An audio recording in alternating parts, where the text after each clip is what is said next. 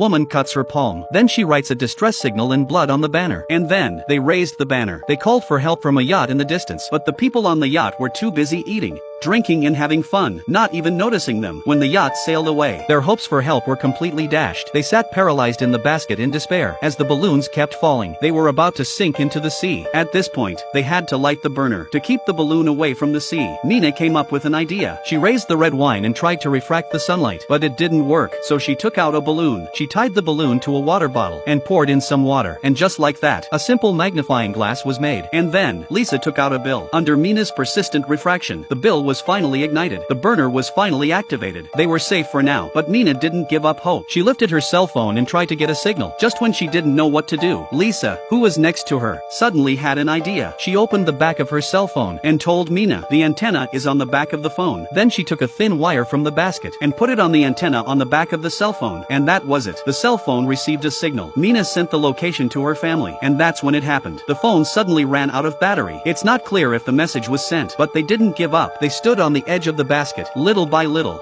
They took off the skirt of the balloon. They managed to keep the balloon afloat. They stood on the edge and prayed to be spotted by a passing ship.